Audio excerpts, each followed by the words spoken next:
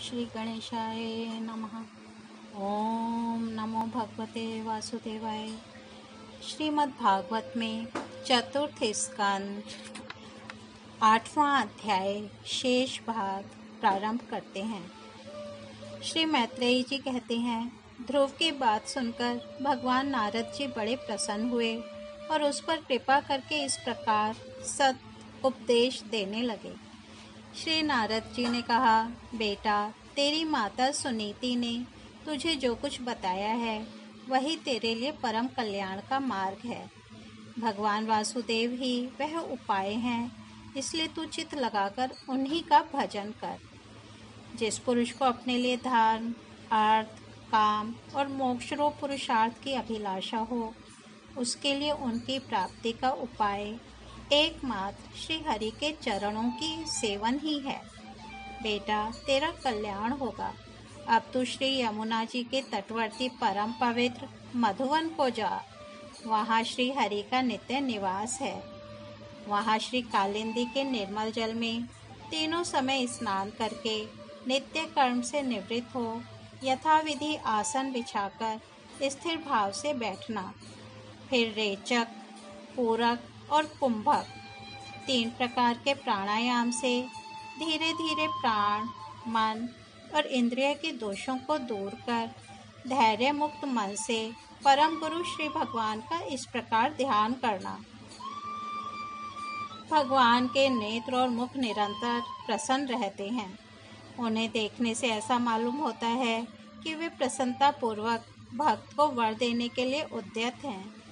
उनकी नासिका, भौहें और कपोल बड़े ही सुहावने हैं। वे सभी देवताओं में परम सुंदर हैं। उनकी तरुण अवस्था है।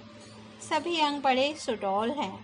लाल लाल होठ और रत्नारे नेत्र हैं। वे प्रणत जनों को आश्रय देने वाले अपार सुखदायक, शरणागत वत्सल और दया के समुद्र हैं। उनके वक्षस्थल में श्रीवत्स का चिन्ह है। उनका शरीर सजल जलधर के समान श्याम वर्ण है। वे परम पुरुष श्याम सुंदर गले में वनमाला धारण किए हुए हैं और उनकी 4 भुजाओं में शंख, चक्र, गदा एवं पद्म सुशोभित है। उनके अंग प्रत्यंग किरीट, कुंडल, केयूर और कंकण आदि आभूषणों से विभूषित हैं। गला कौस्तुभ मणि की भी शोभा बढ़ा रहा है तथा शरीर में रेशमी पीतांबर है। उनके कटि प्रदेश में कांचन की करधनी और चरणों में सुवर्ण में नुपुर पैजनी सुशोभित है। भगवान का स्वरूप बड़ा ही दर्शनीय, शांत तथा मन और नयनों को आनंदित करने वाला है। जो लोग प्रभु का मानस पूजन करते हैं, उनके अंतःकरण में वे हृदय कमल की कर्णिका पर अपने नख मणि मंडित मनोहर पादार बिंदु को स्थापित करके विराजते हैं। इस प्रकार धारणा करते करते जब चित्त स्थिर और एकाग्र हो जाए, तब उन वरदायक प्रभु का मन ही मन इस प्रकार ध्यान करें कि वे मेरी ओर अनुराग भरी दृष्टि से निहारते हुए मंद मंद मुस्कुरा रहे हैं। भगवान की मंगलमयी मूर्ति का इस प्रकार निरंतर ध्यान करने से मन शीघ्र ही परमानंद में डूबकर तल्लीन हो जाता है और फिर वहां से लौटता नहीं। राजकुमार, इस ध्यान के साथ जिस परम गुह्य मंत्र का जप करना चाहिए वह भी बतलाता हूँ। सुनो, इसका 7 रात जप करने से मनुष्य आकाश में विचरने वाले सिद्धों का दर्शन कर सकता है। वह मंत्र है ओम नमो भगवते वासुदेवाय।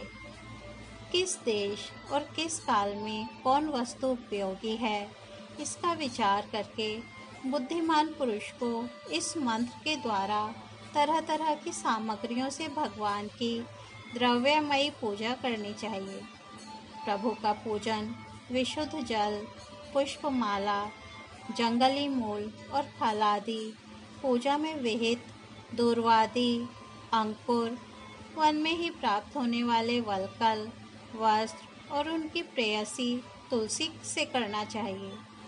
यदि शिला आदि की मूर्ति मिल सके तो उसमें, नहीं तो पृथ्वी या जल आदि में ही भगवान की पूजा करें।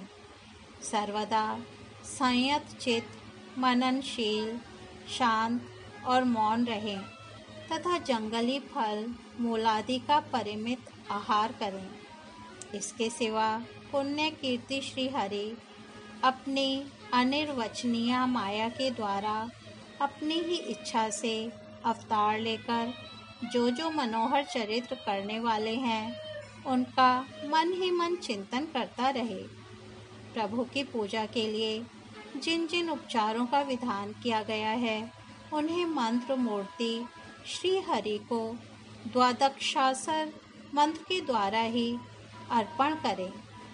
इस प्रकार जब हृदय स्थित हरि का मन, वाणी और शरीर से भक्तिपूर्वक पूजन किया जाता है तब वे निश्चल भाव से भली भांति भजन करने वाले अपने भक्तों के भाव को बढ़ा देते हैं और उन्हें उनकी इच्छा के अनुसार धर्म, अर्थ, काम अथवा मोक्ष रूप कल्याण प्रदान करते हैं। यदि उपासक को इंद्रिय संबंधी भोगों से वैराग्य हो गया हो तो वह मोक्ष प्राप्ति के लिए अत्यंत भक्तिपूर्वक अविच्छिन्न भाव से भगवान का भजन करे। श्री नारद जी से इस प्रकार उपदेश पाकर राजकुमार ध्रुव ने परिक्रमा करके उन्हें प्रणाम किया। तदनंतर उन्होंने भगवान के चरण चिन्हों से अंकित परम पवित्र मधुवन की यात्रा की। ध्रुव के तपोवन की ओर चले जाने पर नारद जी महाराज उत्तानपाद के महल में पहुँचे। राजा ने उनकी यथायोग्य उपचारों से पूजा की। तब उन्होंने आराम से आसन पर बैठकर राजा से पूछा। श्री नारद जी ने कहा, राजन, तुम्हारा मुख सूखा हुआ है। तुम बड़ी देर से किस सोच विचार में पड़े हो। तुम्हारे अर्थ, धर्म और काम में से किसी में कोई कमी तो नहीं आ गई। राजा ने कहा, ब्राह्मण, मैं बड़ा ही स्त्रैण और निर्दय हूँ। हाय, मैंने अपने 5 वर्ष के नन्हे से बच्चे को उसकी माता के साथ घर से निकाल दिया। मुनिवर, वह बड़ा ही बुद्धिमान था। उसका कमल सा मुख भूख से कुंभा गया होगा। वह थककर कहीं रास्ते में पड़ गया होगा। ब्राह्मण, उस असहाय बच्चे को वन में कहीं भेड़िए न खा जाएं। अहो, मैं कैसा स्त्री का गुलाम हूँ। मेरी कुटिलता तो देखिए। वह बालक प्रेमवश मेरी गोद में चढ़ना चाहता था, किंतु मुझ दुष्ट ने उसका तनिक भी आदर नहीं किया। श्री नारद जी ने कहा, राजन, तुम अपने बालक की चिंता मत करो। उसके रक्षक भगवान हैं। तुम्हें उसके प्रभाव का पता नहीं है। उसका यश सारे जगत में फैल रहा है। वह बालक बड़ा समर्थ है। जिस काम को बड़े बड़े लोकपाल भी नहीं कर सके, उसे पूरा करके वह शीघ्र ही तुम्हारे पास लौट आएगा। उसके कारण तुम्हारा यश भी बहुत बढ़ेगा। श्री मैत्रेय जी कहते हैं, देवर्षि नारद जी की बात सुनकर महाराज उत्तानपाद राजपाट की ओर से उदासीन होकर निरंतर पुत्र की ही चिंता में रहने लगे। इधर ध्रुव जी ने मधुवन में पहुंचकर यमुना जी में स्नान किया और उस रात पवित्रता पूर्वक उपवास करके श्री नारद जी के उपदेश अनुसार एकाग्र चित्त से परम पुरुष श्री नारायण की उपासना आरंभ कर दी। उन्होंने 3-3 रात्रि के अंतर से शरीर निर्वाह के लिए केवल कैत और बेर के फल खाकर श्री हरि की उपासना करते हुए 1 मास व्यतीत किया। दूसरे महीने में उन्होंने 6-6 दिन के पीछे सूखे घास और पत्ते खाकर भगवान का भजन किया। तीसरा महीना 9-9 दिन पर केवल जल पीकर समाधि योग के द्वारा श्री हरि की आराधना करते हुए बिताया। चौथे महीने में उन्होंने श्वास को जीतकर 12-12 दिन के बाद केवल वायु पीकर ध्यान योग द्वारा भगवान की आराधना की। 5वां मास लगने पर राजकुमार ध्रुव श्वास को जीतकर पर ब्रह्म का चिंतन करते हुए एक पैर से खंभे के समान निश्चल भाव से खड़े हो गए।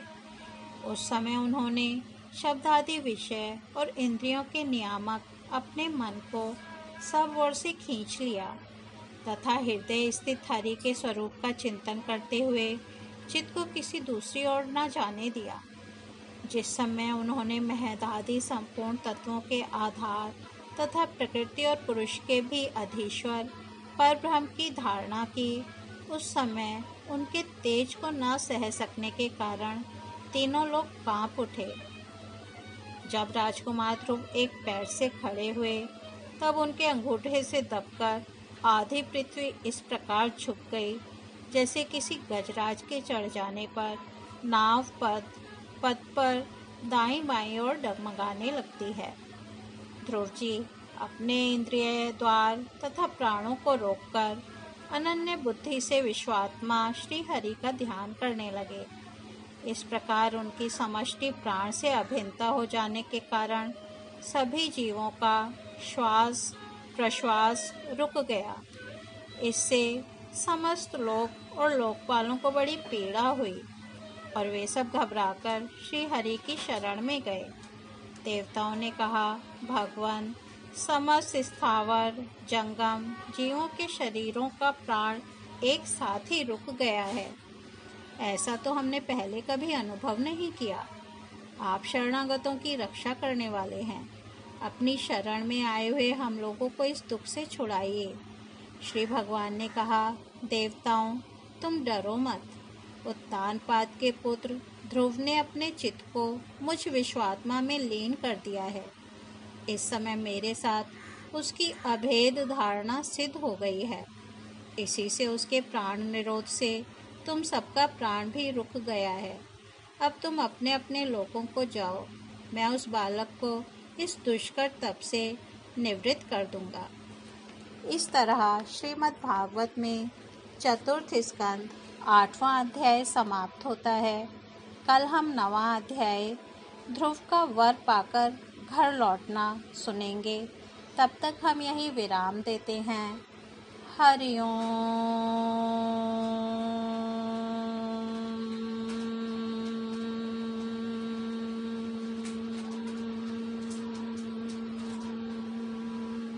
तत्सत।